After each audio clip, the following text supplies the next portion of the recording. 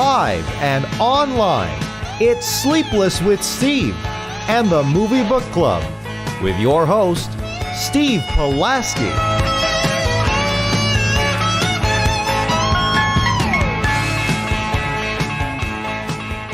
Back and better. No way. Never Sleepless with Steve.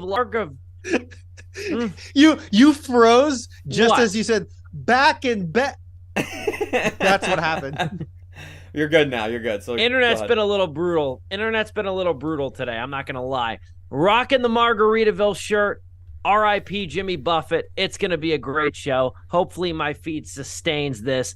Back and better than ever. Ready for a good show. Ready to talk about a great documentary. Spoiler alert, I really like this documentary. And shout out to Joe for recommending it because we got a lot to talk about tonight. It is Sleepless with Steve, live on YouTube, wherever you may be, however you may be listening or watching to this show, coast to coast, border to border. We are live in living color today. We got all three of us on camera today. It's going to be a great show because not only are we talking about a great documentary, we are talking about a really, really cool Blu-ray physical media set. We haven't talked physical media on this show in a little bit, but I know the three of us combined are ardent supporters of physical media, whether it be DVDs, VHS tapes, records, Blu-rays, HD DVDs. Shout out to HD DVDs. You remember those? If you remember those, you're a real one.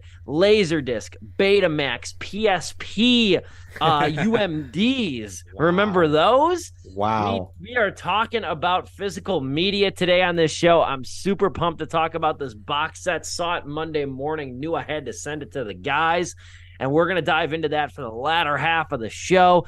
Again, hopefully, God willing, and the creek don't rise, my connection holds up over here. I don't know if I had a laggy laptop or just a laggy internet connection over here. I allegedly have fiber at the great complex that I live at, but we shall put it to the test tonight. And if I somehow do not manage to make it, I know I have two great gentlemen over here that certainly will. They are Joe Viso and Dominic Guanzon. Joe, I'm going to start with you, my friend. I am already haunted by your background. What's going on, brother? I'm doing good. School's I just revealed who that was. School was it's getting there. It's getting more stressful as the weeks go on. I'm at week 4 of 8. I'm almost done with this class, and then I'll start another one. And the professor for that class is already reaching out about us doing assignments before it even starts. Really easy stuff, though, like taking an assessment, like the DISC assessment, because this deals with like management and everything, this next class I'm taking. So we'll see what happens. Otherwise than that, man, I had a wedding last weekend. I brought a mutual friend of ours. Dom, I don't know if she's a mutual friend of yours, but Liv, I brought her to a wedding with a couple of my other friends. We had a great time. It was up in Wisconsin. Oh, shout out Olivia. Yeah. I remember her. We had a great time up there and everything. So I had a busy weekend, and then just kind of coming into this week, I really didn't have time for myself to be piled on now with a group project and everything that's due Sunday. Hopefully we get this thing out of the way by Friday, Saturday morning so I can enjoy my weekend and watch the Bears win their first official week of regular football. This will be week 1 of the Bears schedule. No one can change my mind. Yeah, okay. As somebody who dislikes Baker Mayfield as much as the next person, I don't know if they're winning that game. I'm telling you right now. What's the line? -4? -4 Tampa now at this point? I don't know. I'm a Bears fan, so I drink. Anyway, Dominic, how are you? Steve repping Margaritaville, repping Jimmy Buffett. I'm repping 11 straight days of going to work every single day, so the years don't stop coming, and they keep on coming, and they keep on coming. So hail Harwell, which is a great joke that I wish I had said last week. That dude is messed up. But you made it 5 minutes in the show before you said that joke. Yeah, it was like a week late, so I'm gonna use it right away. No, dude, going to work like every single day sucks. Yes, it does. Like not a single day off. I don't care what you do. My record I want to say my record at this place I'm currently at right now, this radio station is 14 days. I know that for a fact. It's 14 days in a row. The record at my old place was 16 days in a row. Woo! And I love what I do as a radio DJ, but let me tell you, it sucks when you have to work that many days in a row. It sucks. And you do much more physically laborious work than I do. Yes, it was a lot. I had to lift a lot of speakers this weekend, and it sucks because it's like I didn't know I was going to be busy this weekend. We thought it was clear. We thought it was clear this weekend.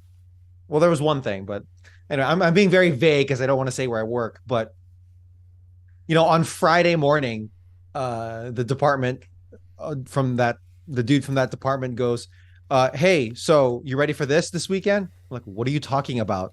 Oh yeah, this is happening this weekend. You don't know, do you? Like, no, nobody knows from our department. So now it's like, oh, okay, so we have like an extra 14 hours of work to do over 2 days this weekend that we didn't know we were doing. So awesome.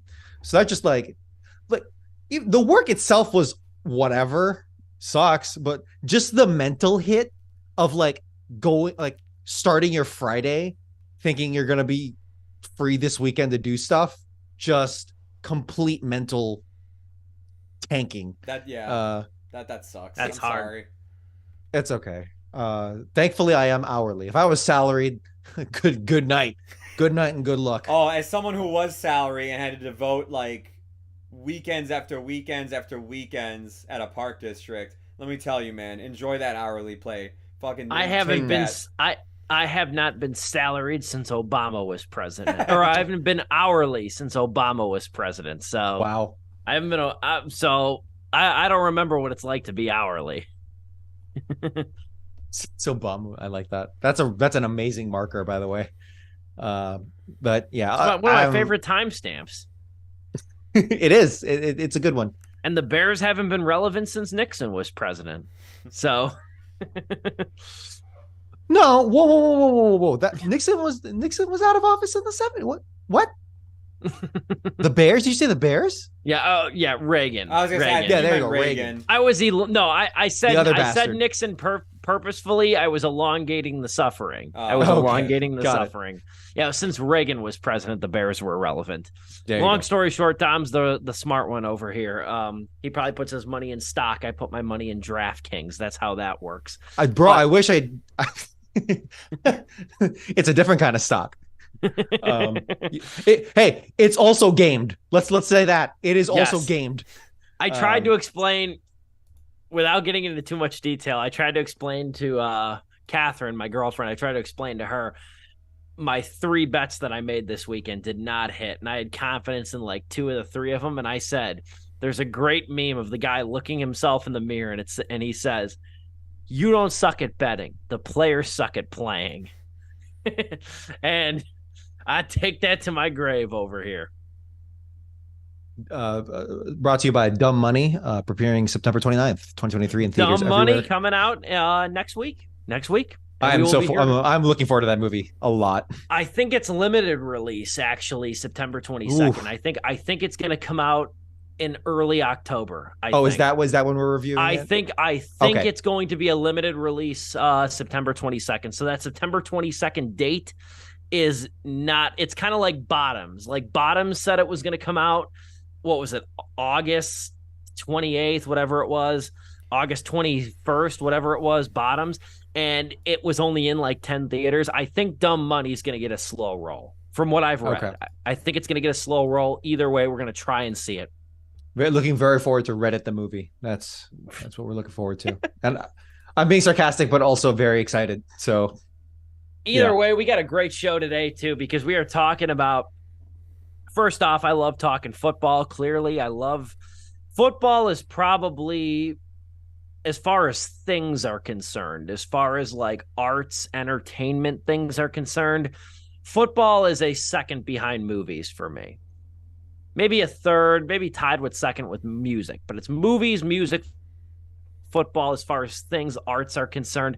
I love football. I think the NFL, the NFL is probably the greatest reality show that we have. I think it's the greatest reality show. I mean, as a Bear fan, I'm going to say right now, get well, Aaron Rodgers. Blowing up his Achilles 4 snaps into the New York Jets season. I'm saying get well, Aaron Rodgers. Didn't see that coming.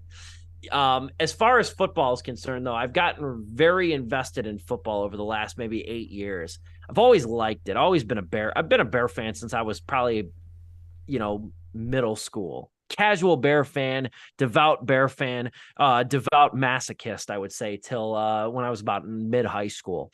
And I love football, though. I find it incredibly fascinating. I find it simultaneously simple but complex. The business of football, though, is a very different beast. And it's something that when you start diving into, it really shows you what runs this country, what runs the academic programs of this country, whether it be the University of Alabama, Clemson, Ohio State, LSU, the big collegiate powerhouses that we have in this country. Football not only runs these schools, but supplements every other sports program at major D1 Division I college athletics. Football is the bankroll. It's the reason you have a women's basketball team. It's the reason these colleges have lacrosse teams and tennis teams and badminton teams. It's the reason for it, because football is a fucking cash cow in this country. And there probably hasn't been, and if there is, I don't want to make this a blanket statement because I haven't seen it. I've admittedly lacked on documentaries in recent time, but there might not be a better, there admittedly might not be a better documentary to show that fact than BS High, which is currently streaming on Max, directed by Martin Desmond Rowe and Trevon Free. I want to give these two dudes names. I want to give them name drops, and I want to name drop them a couple times because, man, these are some good directors. These are some good directors. I find documentaries to be, and I've been reviewing documentaries since I started reviewing movies back in 2009. I find documentaries the hardest types of movies to review because of the fact that it's like, am I interested? Do I love the story or do I love the movie? Or do I love the idea and the themes that the story brings on? Or do I love the approach? And it's something that I wrestle with constantly when I watch documentaries, because I feel like it's tough. As somebody like me who has a lot of different vested interests, I can go from talking to you about ringtone rap of 2007 to Ren and Stimpy and its problematic creator in the 1990s to country music of the 1950s, all of which topics on documentaries I've watched. I find documentaries the toughest to review because of the fact I wrestle with the fact, am I interested in the story and the subject, or do I love the way it was approached? And I love both when it comes to BS High. I think this is a terrific documentary about a slimy piece of shit person. And also, too, a really deceptively intricate scam at the same time that it wasn't a deceptively intricate scam. The movie focuses on the Bishop Sycamore High School scandal. Now, I remember when this game aired on ESPN. I want to give a little background here. I remember when this game aired on ESPN. I didn't watch it, but I remember seeing it on TV. It was Bishop Sycamore High School versus IMG Academy. I remember seeing that game air on TV. It was 2021. It was in late summer. I want to say August. August of 2021. I remember seeing it, and I remember seeing Bishop Sycamore trending on Twitter, and I'm like, what is this? And I remember like scrolling through, and I'm like, there's some high school playing on ESPN. And at the time, you got to think of the context. This was about a year and a half after COVID, or year and a half during COVID, if you want to think of it that way. And I remember looking at it and thinking like, God, ESPN must be pressed for programming. They're airing a high school, matchup on their premier network. But the film follows Bishop Sycamore High School, a fake high school in Ohio, and largely centers around Roy Johnson, the head coach of Bishop Sycamore High School. Bishop Sycamore Centurions, as they're known. And it basically talks about how this fictitious high school and this completely falsified athletic program, specifically the football, obviously, the football program was allowed to pass as a football program in the state of Ohio. And it is royally fascinating. It has this very intricate sort of device that it uses where it incorporates Rowan Free, the directors of the movie, into interviewing Roy Johnson, because as far as the talking heads are concerned, he probably takes up most of the movie. And it lets him try and tell the story of how and why this fictitious high school came to be, why he was recruiting these left out players, or these left out post high school kids that were in their late teens, early 20s to play the game of football. And how he basically used these kids as a way of financial gain in completely poor fashion, I might add. There is so much to unpack. I have to give credit to Joe, too, because Joe is the one who put this movie on my radar. I would probably not have seen this movie, despite having known the story, or at least a little bit of the story, if it wasn't for Joe. Joe was the one who was like, it's going to be a slow couple of months here with the writers and actors strike going on. BS Highs on HBO Max, watch it. And what a watch it was at 96 minutes, to say the least. Dom, I'll throw it over to you, man. I'm interested to hear your thoughts. If this documentary has proven anything, it is that Black people really do have it worse in America, no matter what. And I say that because when a white con man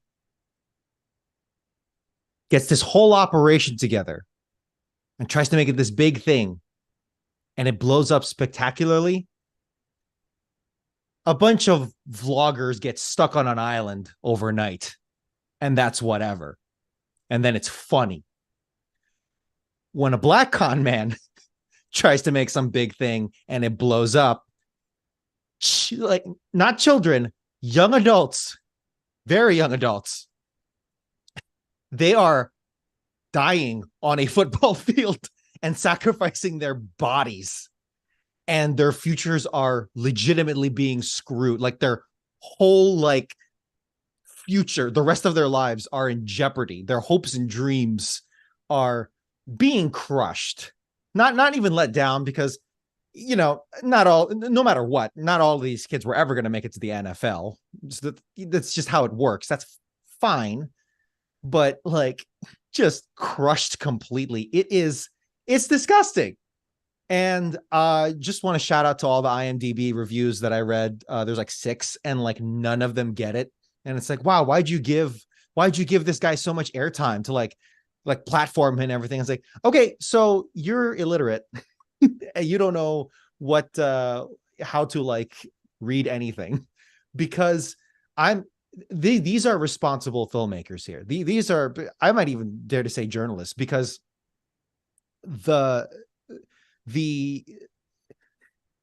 it really takes a piece of shit to be put on the air for that long.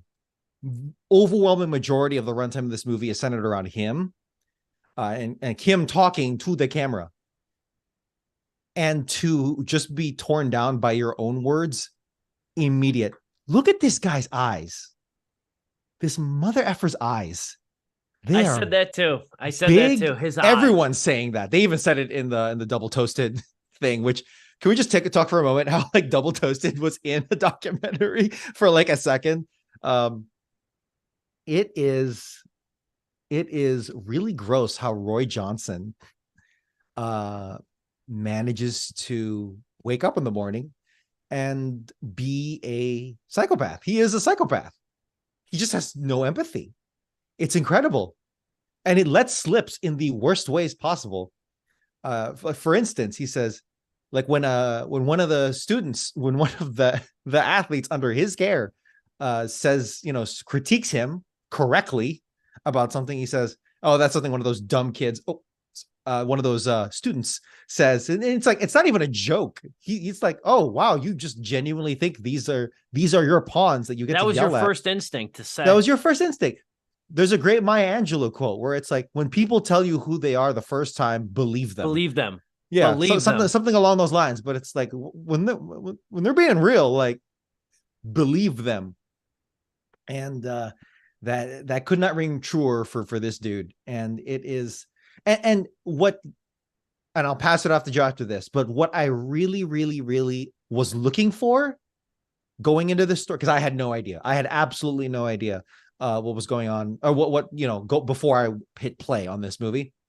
Once we got past the first third of this movie, where it's like establishing, oh, this is a countdown to disaster, and people are going to get hurt at the end of this. People are going to get screwed over, right?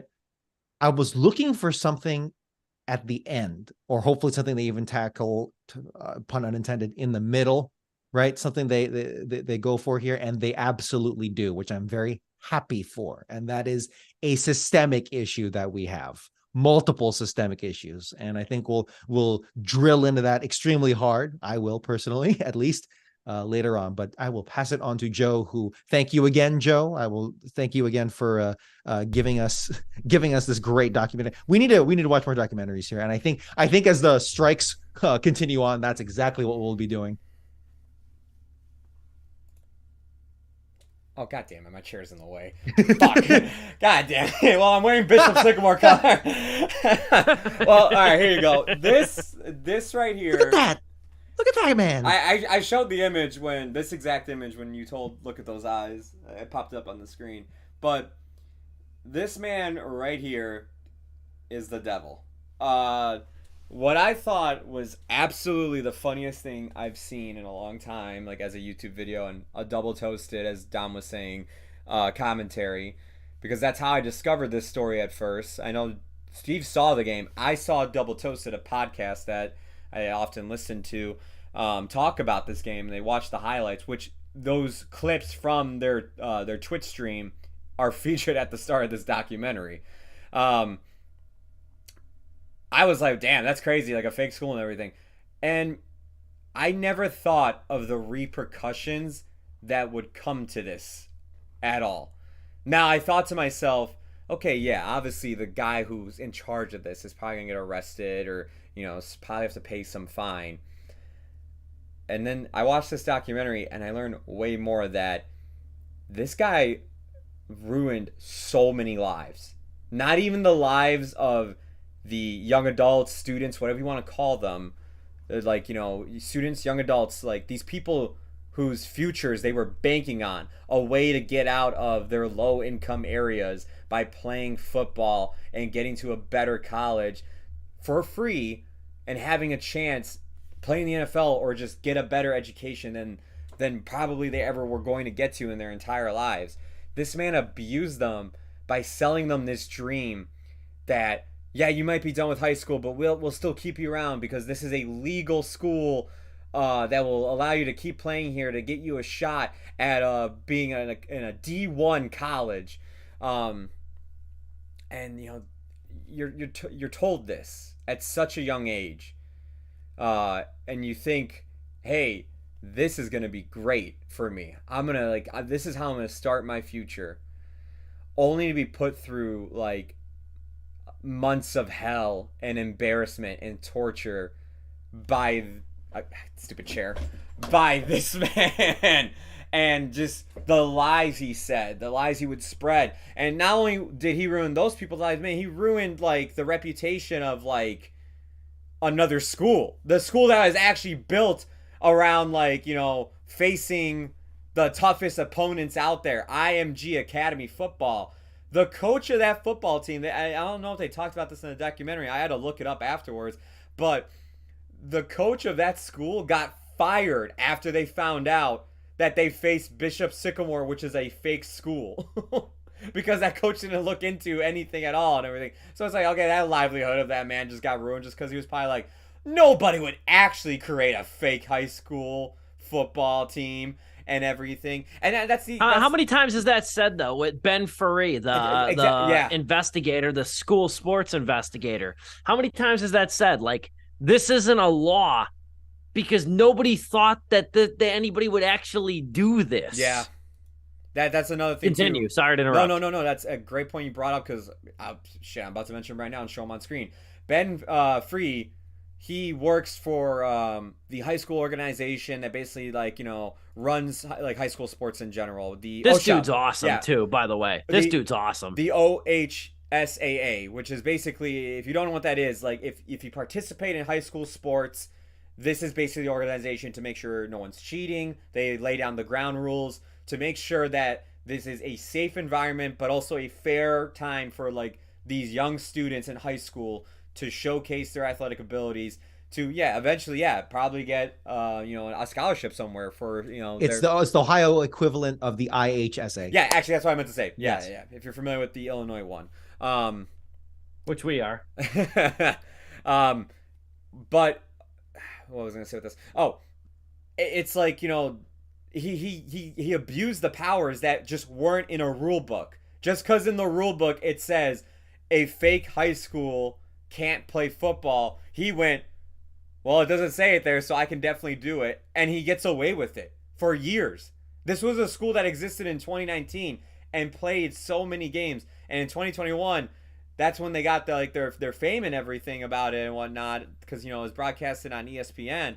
But I mean, this school, the Roy Johnson, nothing's really come of this. It's just like this man could still get away with this if he really wanted to. There are bills of hotel fees that this man has not paid at all. So many people it's the shamelessness. It's the shamelessness. Yeah. The cravenness. No sense of consequence. And it's like it goes to show how much of our society is built on hey, you should be embarrassed about this, right? Dude, and I'm not even gonna get into the craziest things that goes into the second half of this documentary, but I'll mention this. He ruins these kids even more by applying their name, their social security number to credit cards under their name and using those credit cards. Yeah, loans. That was the part where my jaw hit the fucking floor. Dude, I mean, my jaw hits the floor later on when it talks about more of the repercussions that these kids deal with, where it looks like this one kid has a shot at something and then somebody does some digging up, and I was just like, my heart fucking broke for that kid, man. I mean, I was just like, to go from and I'm glad you brought up the Fire Festival, Dom, as an example, because that documentary is hilarious. And as much as the Fire Festival did ruin some people's lives that lived on that island, that they abused their services. That is true. But guess what? They were all the black natives that were people the citizens of that country that still got screwed over as a result of this. It's brought up in that documentary at the last 5 minutes. It's a very good documentary. It's very entertaining and everything because you see how crazy the situation can get. My one criticism of that was it doesn't really go into the fallout of what Fire Festival did, not only for those workers, but for the island itself. It just really focused on the guy that came up with Fire Festival and Billy McFarland. Billy McFarland, thank you, yeah. It's entertaining, but it's not investigative like this one is. This one goes into everything. I mean, it breaks down everything. And for all those people being like, well, how could you have that guy sit there and everything? Dude, this man literally lays out the facts for you. It is coming out of his mouth. He is the perpetrator. It's like if O.J. Simpson got a camera, sat down, and literally went, okay, I did do it, and this is how I did it. And it just laid it out. And he's the one concerned about body language in the opening minutes of the movie. Yeah. What a great way to set the tone. Do I look like a con artist? Do I look like a con man? What an incredible... It's like you just spoiled the movie right there. It's like, you're just gonna... Okay. Yeah, he thinks he's smart. He is Donald Trump. He thinks he's smart and he can just keep failing upward and screw You over a lot mentioned of you people mentioned that too. I don't want to with go no down this. consequence. I don't want to go down this rabbit hole, but I did see that per GQ Sports, who did an article about this movie late last month. They said some stories told by Johnson, including his admiration for former President Donald Trump, went on the cutting room floor. I wonder if that's why I didn't go back and listen to it, and I'm half motivated too. But in the beginning of the movie, or it's the HBO Max promo, whatever we're calling it, in the very beginning, it says like, listen to the BS High podcast companion podcast. Yeah. I wonder if it's like Rowan Free, the documentarians behind this, talking about like what they had to, or what they cut out. I can't wait to listen to that. Because I mean, you put this jag off in front of a camera. I mean, he's going to give you the key to the city over here. I mean, you just let him keep talking over here. He's going to incriminate himself. He's sociopathic. He thinks he's so smart. In the way that he talks. And there's parts of this too. And like, I just saw, it was last week, I believe. Last week, 2 weeks ago, time's a construct. I don't remember. I think it was last week. I was watching CBS Chicago News, and I had it on at work. And I saw that they interviewed Billy McFarland, the founder of Fire Festival. Yeah. And how he was planning Fire Festival too. Yeah. Tickets on sale now. No lineup, no date, no location. Tickets on sale now. Go rush and buy them. And it made me think for a second. I'm like, there are absolutely going to be jagoffs that buy these tickets. Oh, yeah. There are going to be people that buy these tickets, despite the kerfuffle, and that's putting it mildly, despite the kerfuffle that was Fire Festival, there will be people who buy these tickets.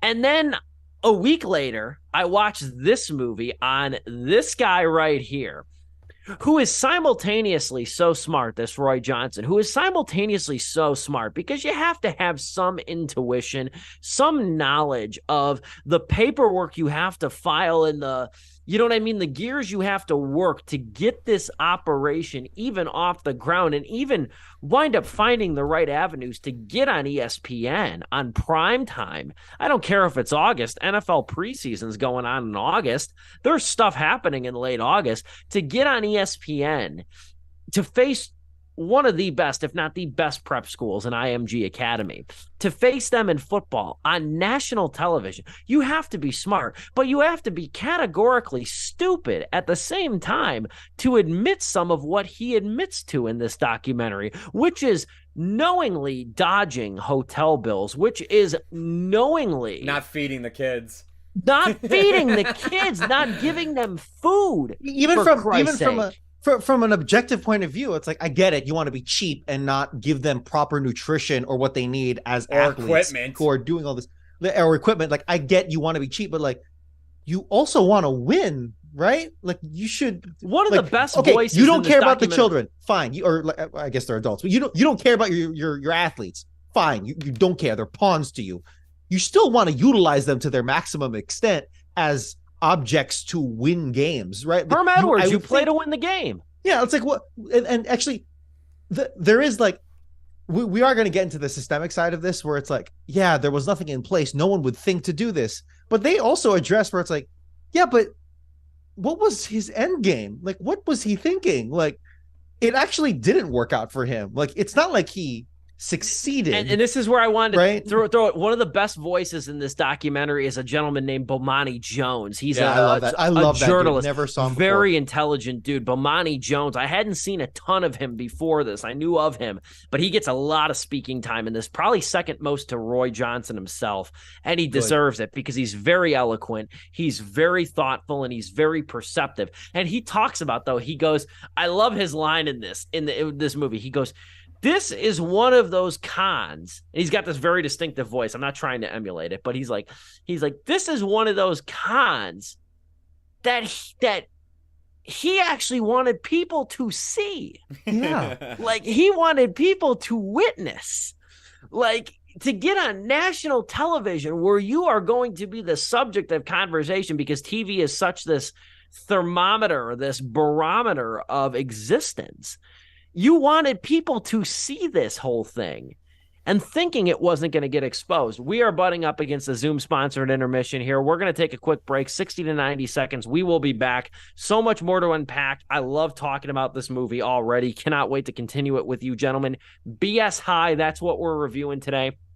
And we are going to talk about the Disney 100 movie box set as well before we wrap up tonight's show. We got more to say on BS High, though. We'll be back in about 60 to 90 seconds. Do not go anywhere.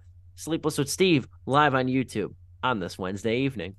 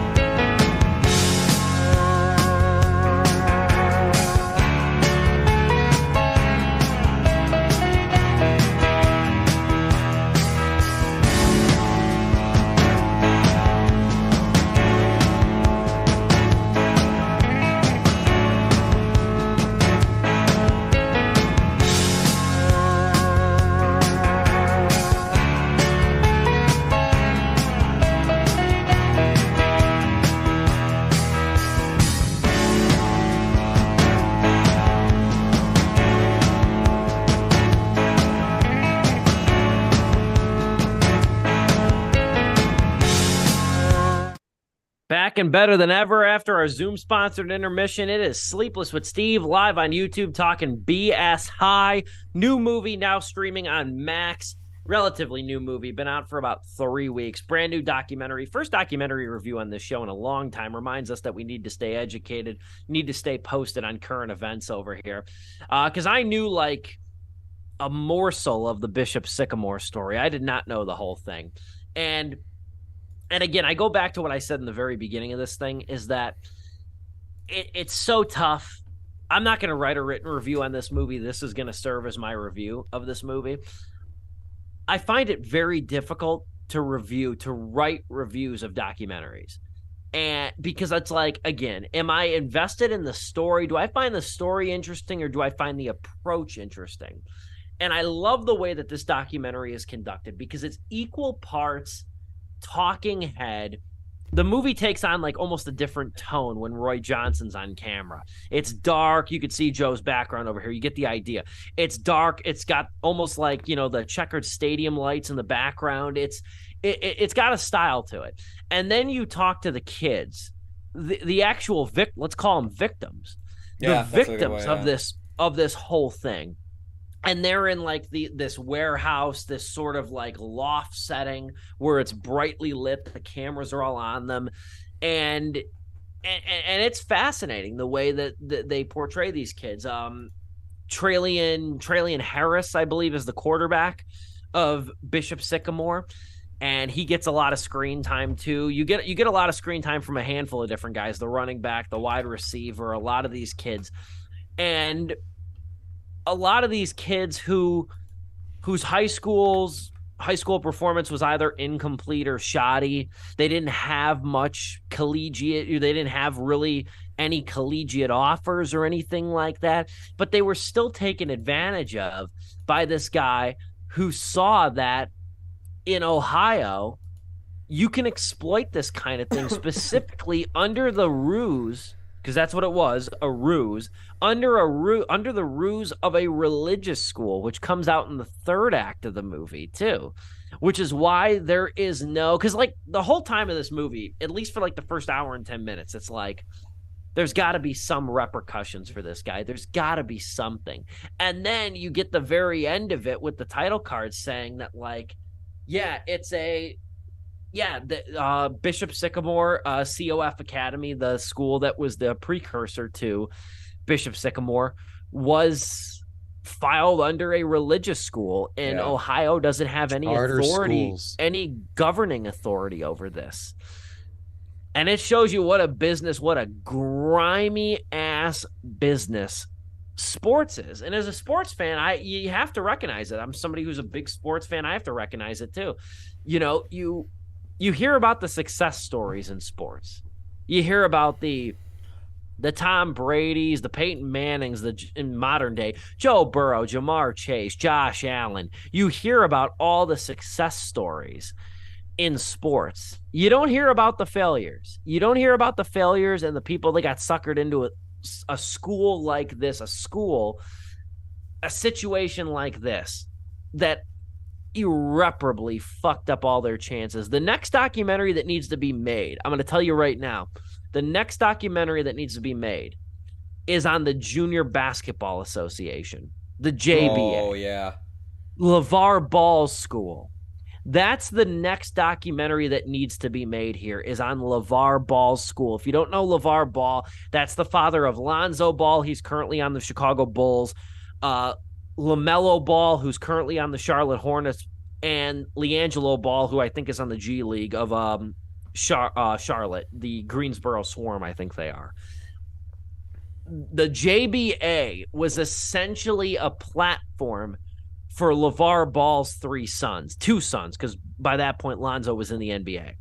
For his two sons, it lasted one season, took a lot of high school players that were going to enter college, took them in for one season only, paid them for about half the season, and then completely vanished. It's a league that is still not folded formally, but it also, because of the fact that these kids that were out of high school went to the JBA and not the NCAA, it ruined their college eligibility. They could not go to college after this league. They could not play college ball because of this league. And now Ball's kids are in the NBA or the NBA G League, whatever it may be. And a lot of these kids had to go to Australia, if they were lucky, to still play professional ball on some country, on some continent. It's not the only sports documentary that should be made about the scams that exist in high school and college sports. That's all I'll say. Joe, you don't have to, again, I've read a lot about the JBA. I just don't know of another time I'm going to be able to bring that up. So I just wanted to throw that out there too. The floor is yours for what angle you want to take this review for BS High. I just wanted to get that out there though about the JBA. You're good. You're good. I'm trying to remember where I left off at because we've all so very excited to keep talking about this thing. But I mean, man, it really hurts too by the end of this documentary where it's like it starts out and like I'm laughing about it because again they're playing the clip like I said from the double toasted clip. The double toasted. It's okay to laugh, by the way. Yeah, it's okay to laugh at some of those plays. Yeah, totally.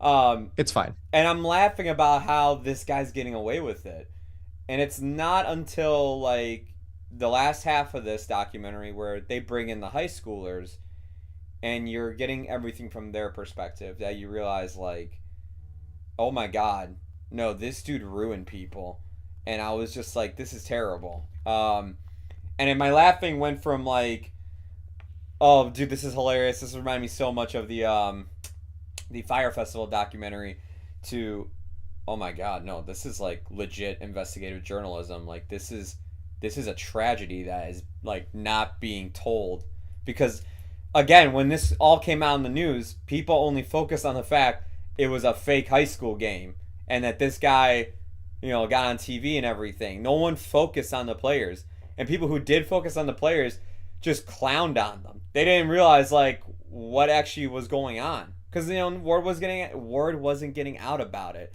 And if people like people have like Ben Free, if he was listened to, this could have been stopped way ahead of time. He was researching it long before they were ever on ESPN. Yeah, this dude was there from the get-go, and he kept sending like journalists like little like tidbits of information like, you guys might want to look into this. I don't think this is a real school.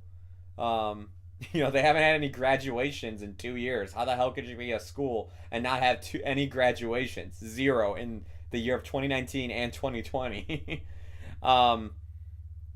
Yeah, man. I mean, it is just shocking where it goes. I would love to review more documentaries with you guys, especially ones like this, because I mean, some of my favorite reviews on Sleepless back on the radio shows when we did talk about documentaries. One being one of my favorite films of the year it came out, which was Won't You Be My Neighbor. I would love to review more stuff like that and everything. I'm going to pass it off to Dom to see where else he wants to take it. I was just kind of giving my final thoughts there.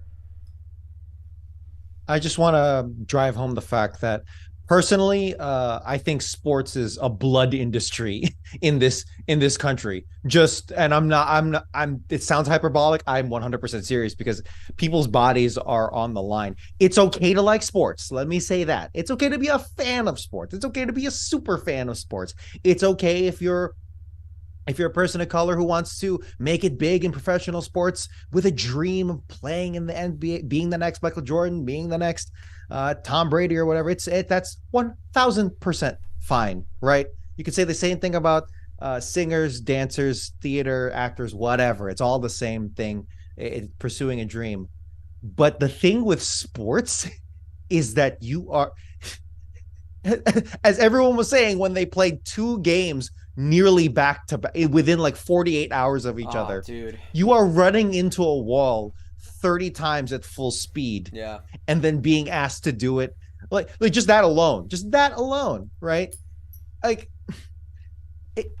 when you play football, particularly, you're on a timer, right? It's not like singing where Jimmy Buffett can just pick up a guitar whenever and still sound alright. Rick Astley just put out a sequel to Never Gonna Give You Up, and he sounds amazing, right? He can do that whenever he wants to. When you play football, you're on a timer. Any sport. You're giving, actually, yeah, absolutely. Your CTE is a thing. Yep.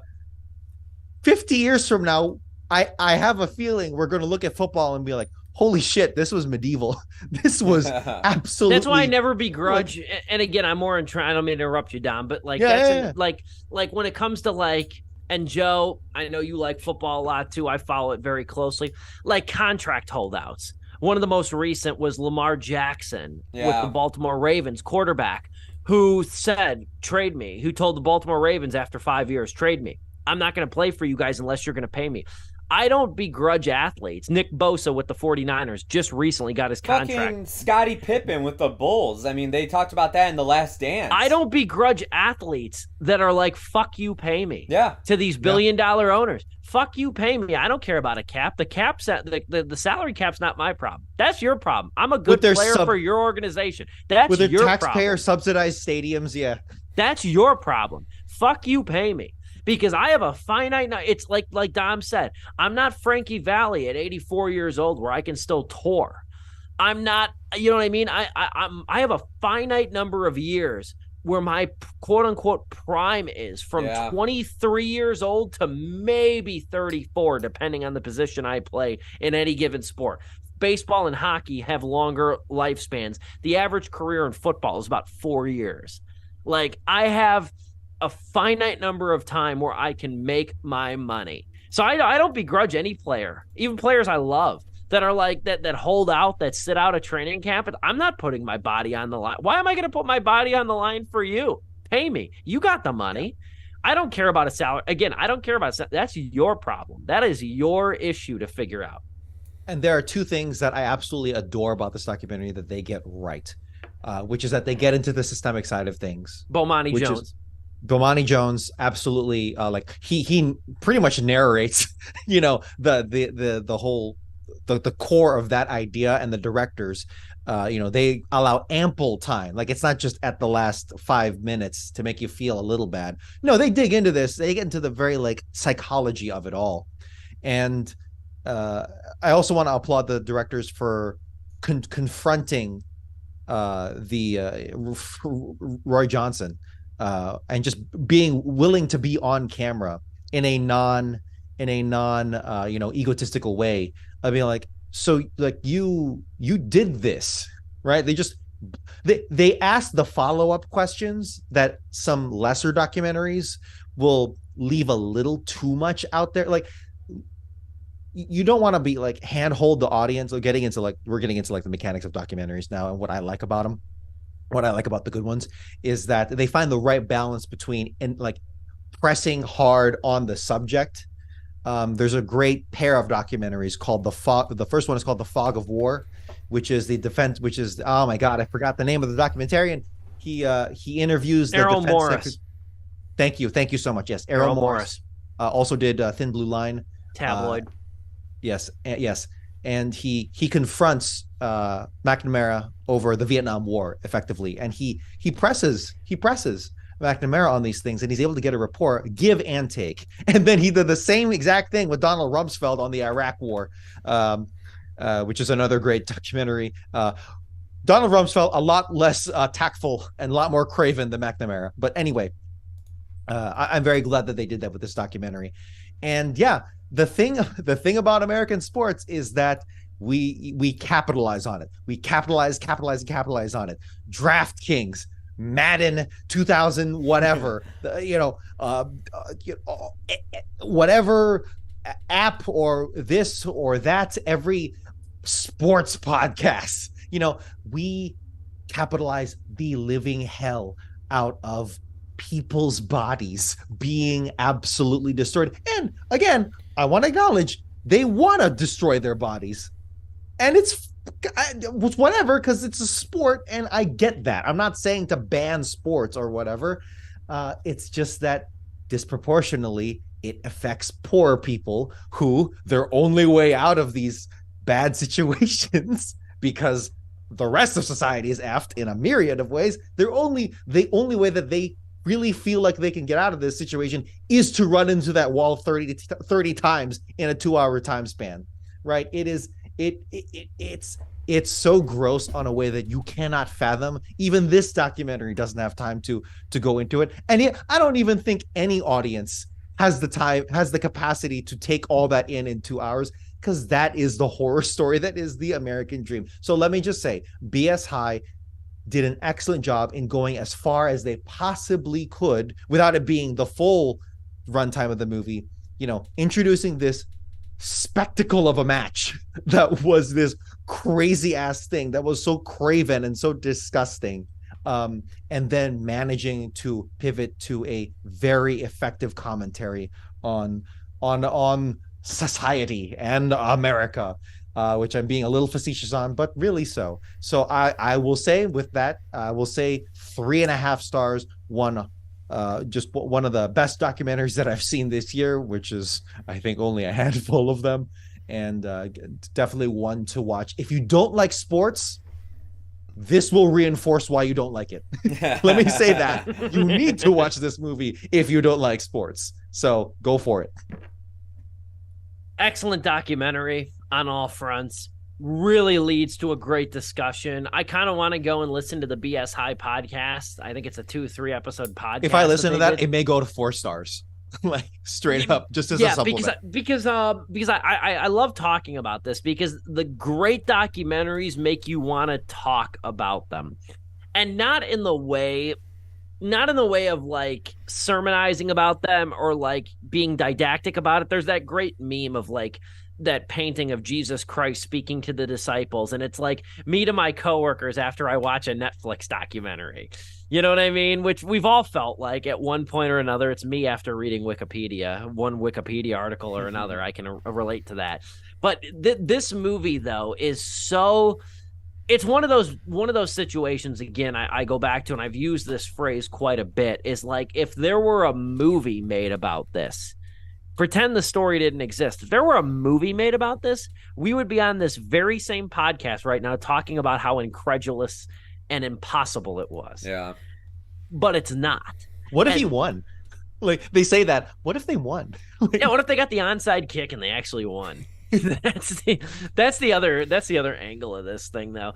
No, it's 3.5 out of 4 stars for me. Thoroughly, and enjoy is not the right word, but as a documentary is concerned, enjoyed it. And I also encourage you to, and this is my last statement, I have not listened to it yet. It is on my list of things to listen to, though, this week. It's not the podcast. At the very tail end of the documentary, during the end credits, they're giving you sort of a title card wrap up of the kids and where they're at nowadays, some of which are volunteering in football organizations trying to get back in the game, some of which are working full-time jobs. The end credits song, Back on the BS, is made by one of the kids who became a rapper. Yeah. His name is JD. He goes by another name. It's like NBHJ now. But here's what I did, though, after the documentary, mainly because I was nodding my head along to that Back on the BS song. I did like that song a lot, the end credits song. Collab what I did your was way. Immediately after the documentary ended, I added, it's an album. It's called Life After Bishop Sycamore. And I would encourage you to go on Spotify and go on Apple Music and look up Life After Bishop Sycamore and add that album to your playlist and play it. Because you know what? The way the game works nowadays, I know a little bit about it. I don't know a lot about it, but you know what? I'll give this kid a few streams. I want to listen to this album. I want to listen to it, and I'll give him some streaming revenue. Because you know what? What he put his body through, what he put his life through, and he's one of the guys in the documentary that gets extremely candid on camera. Yeah. And gets emotional. I'm going to listen to the album and I do my part on that.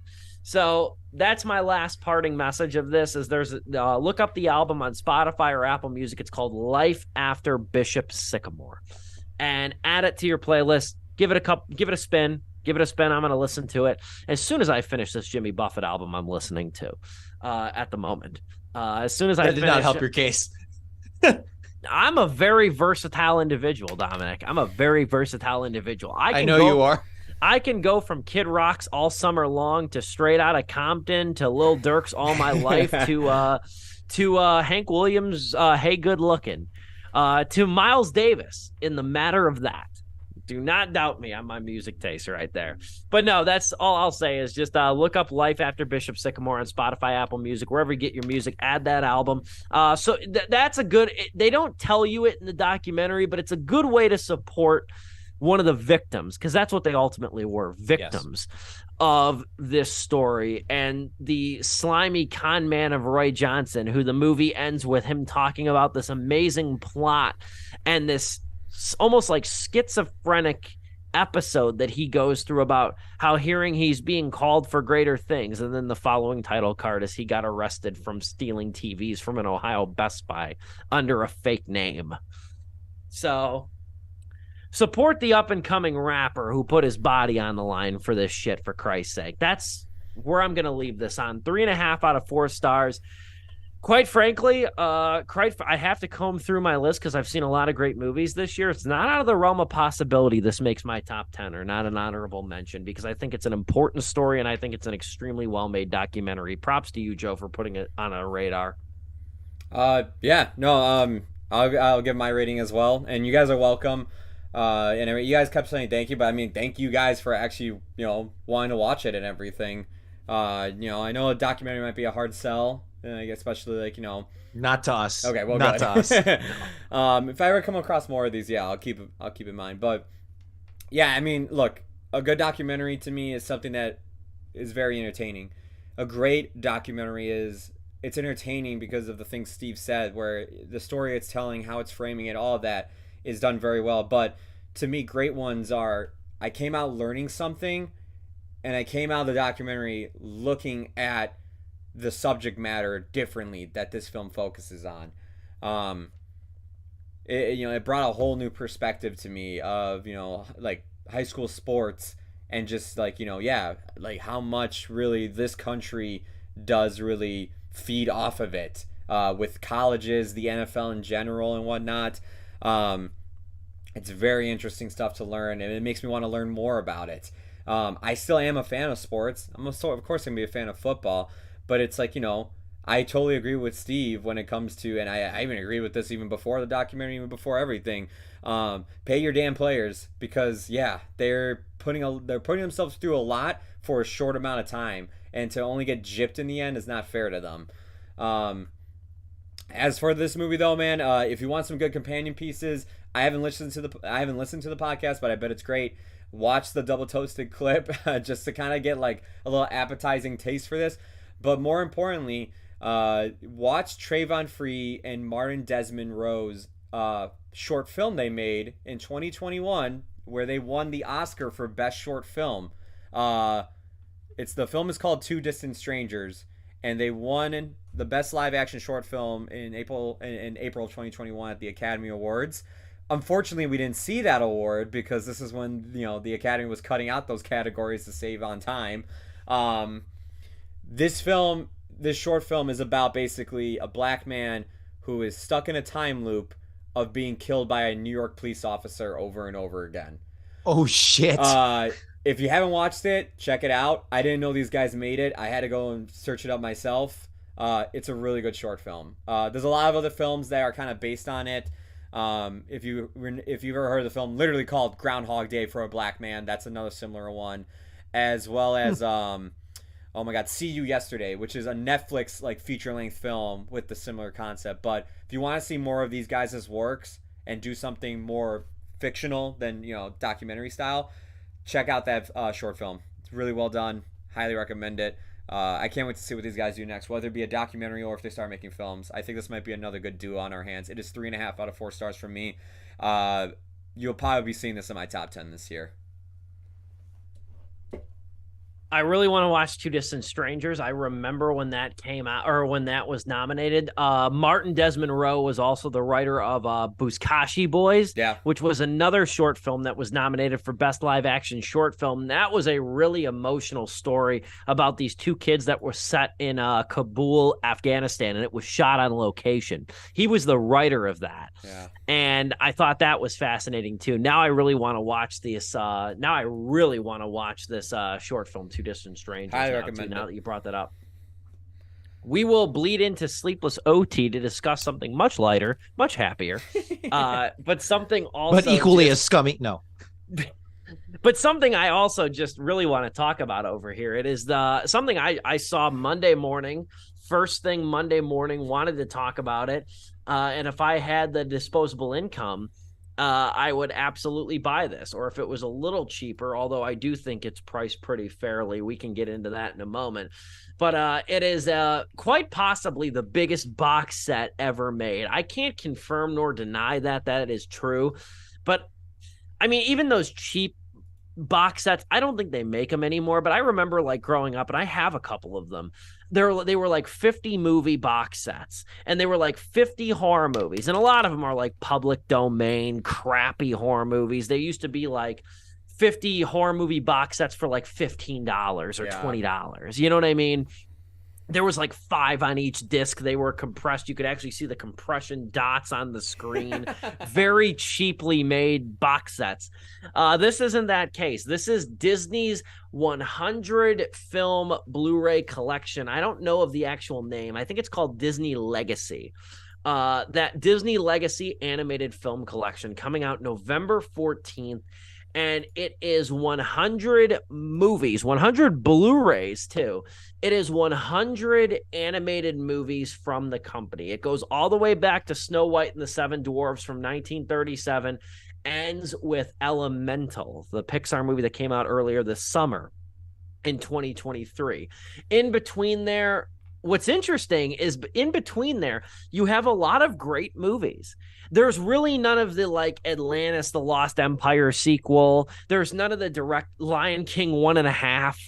This is like, as they say in for rap albums, this is like all killer, no filler over here. You have Pinocchio, you have Fantasia, you have The Rescuers, The Fox and the Hound, The Black Cauldron, Lion King, Toy Story, Hunchback of Notre Dame, Hercules, Mulan, the Tigger movie, can't forget that one, Dinosaur, Monsters Inc., Lilo and Stitch, Brother Bear, Incredibles. You got all the Pixar movies in here. Every single Pixar movie's in here. I think the crappiest movie, possibly, if you don't count like The Good Dinosaur, the crappiest movie, and I searched this list earlier yesterday, I think the crappiest movie in here might be Planes, Fire, and Rescue, which is a huge thing to say because it's like, you know what? That movie's not bad. It's got a character named Pulaski in it, so I can't hate the thing completely. Voiced by Patrick Warburton. Look it up. But this is a monster set. It's only available at Walmart.com, where pre-orders will start on September 18th. It's going to be $1,499. Now, quite frankly, that's not a horrible price if you think about it. It's 18 discs. It's 100 movies, 18 discs. The 18 additional discs is going to be bonus content for Pixar movies. Apparently, there's enough bonus content for Pixar movies to supplement 18 other Blu-rays. Blu-rays can hold, I think, a gigabyte or a couple gigabytes worth of data in it. So that gives you an idea of how much content there is. That being said, though, you break it down, $1,500 for 100 movies. That's about $1,500 a movie. And if I look on Walmart's per movie, $15 per movie. Excuse me. That's $15 per movie. And if you go on Walmart's website and look up Disney Blu-rays, they're about Sleeping Beauty's 20, Beauty and the Beast is $19.96. Brave, one of the more forgotten Pixars, is $19. 101 Dalmatians is $20. Finding Nemo's $19.96. So you know what? This is not a terrible deal. And I didn't get a chance to look up every single one of these, but I'm willing to bet not every single one of these is available on Blu-ray. I'm willing to bet that there's a few that aren't available on Blu-ray yet. The ones kind of from like the 60s, 70s era, not all of those are Blu-rays. Like the Aristocats, I don't think has a Blu-ray version. Or like the Sword in the Stone, I don't think has a Blu-ray version. Some of these earlier ones, like Saludos Amigos, the Three Calaberos, Make Mine Music. Yeah. Those are like shorts even too, aren't they? Those are like shorts. They're feature films in the sense that, hey, this thing's like 45 minutes. We could put it in theaters. Yeah, for the era. Yeah. But I don't think those are on Blu-ray though. No. Like, I don't think those are on Blu-ray. The one, and I will say, like, not counting the direct-to-DVD movies and whatever, I want to give you guys time to speak within a few minutes. The last thing I'll say, the only omission, one of the only omissions that I can note of this, fucking cowards didn't put Recess Schools out on this set. Recess, one of the top 5 best animated movies of our generation, behind Arthur. If they had to put that there, then they would have had to have put some other ones from the Disney, like, I think they're going for like theatrical. Well, that Recess Schools out came to theaters. Though. I know, but it had to have been like a Disney Channel original movie, kind of, not original movie, not like the live action ones, but you know what I'm saying, right? Like High School Musical 3. No, that's not animated. Never mind. Ignore me. Teacher's Pet. I don't know. Fuckers forgot Teacher's Pet too. They should have done 101. This is a race. They should have done 101. Yeah, 101 would have been actually cool. 101 would have been something else. Yeah. Because, yeah, it's only live action, but yeah, fucking cowards forgot Recess School's out. Now I'm even more mad because they left out Teacher's Pet. Oh, but they had to put Home on the Range on there from 2004. They had to put Home on the Range on there. Anyway, what do we think about this set? You know what? If somebody who says 1,500 is a very reasonable, I think it's a reasonable price for this thing. I'm not going to lie. If it was $1,200, I would probably pre-order it. Yeah. If it was $1,200. The hard part, I think, for a lot of people is going to be that I think if you're a diehard Disney fan, or at least a big Disney fan, you probably have a decent amount of these. I know I have at least 15 of these on Blu-ray already. I think that's the tougher sell there, is that you probably already have a lot of these on Blu-ray. What do you say, Joe? So I texted this to one of my friends, and they're like, why would I pay for this? Because I own Disney Plus. And I told him, like, well, this Disney Plus can go at any point in time in history. Like, it could be gone within 5 years. And next thing you know, you have to buy physical media for Disney. And this is a great way to own a lot of what we love Disney for. Their animation. They had a golden era of animation that went on for like years and years, man. They like revolutionized it with movies like Beauty and the Beast, Snow White, hell, Cinderella. For God's sakes, the Goofy movie, the first ever movie made, is in this collection. It's cool they got the Goofy movie. Yeah. I love the fact that, like, but man, not the sequel. We don't talk about that. I love that you have basically when Pixar was on its hot streak, when it first like came out, like right out the gates, man. Not to say Pixar hasn't made anything good recently. We definitely reviewed some of them on the show with Soul and Elemental even. No, we didn't review Elemental, but yeah, Soul Turning Red. It's cool to just to have like the GOAT collection of Pixar. I only own the Toy Story movies. That's it. I don't own anything else. Everything else I own was on VHS, like Mulan, Aladdin, Little Mermaid, and yeah, that shit's gone because my parents didn't understand the importance of physical media or keeping a fucking VHS player around. So it's important to me to own stuff like this. Am I gonna buy it? 1,500's a lot, but catch me maybe later on this year if the thing is still available and there's good deals around Black Friday. I might drop money on this thing. I think it could be worth it. Despite this is the kind of thing that's going to sell out immediately, and then it's going to be $2,500 on eBay. I'm telling you right now. Oh, absolutely, yeah, and it makes me almost want to buy it immediately. But yeah, I'm gonna pass it off to Don because we only got 3 minutes left. If they really wanted to sell Song of the South, could you imagine? Joe mentioned this in the chat, so I'll give it to him. But like, could you imagine if they had just slipped in Song of the South without any fanfare whatsoever, just like on this list on online, just like, hey, number 27, Song of the South, just that's it. Like that would have been insane, and this thing would have sold day one. But no, I think another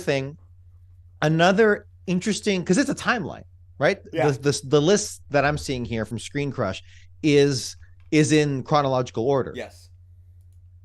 Release order. And it's amazing how it goes to 100, right? The last 2D movie was Princess and the Frog at number 68. Like, that's incredible to me. And it's like, yeah, like no wonder Pixar's kind of losing its identity, because Disney Animated Studios or Animation Studios has been like going up the 3D route for Home on the Range for the longest time was the last 2D animated movie. And you know what? Princess and the Frog is not the last one. The last 2D animated movie from Disney was Winnie the Pooh in 2011. You're right. You're and which is included in this set. You're absolutely right. Came out the same weekend as Deathly Hallows. Yes, and I remember going to Winnie the Pooh instead of Deathly Hallows. Me too. And that was like a 1 hour movie, like on that the was dot a 1 hour and 8 minute movie. Yeah, it was short, which I'm actually okay with because it's Winnie the Pooh. Remember the Eddie Murphy Haunted Mansion?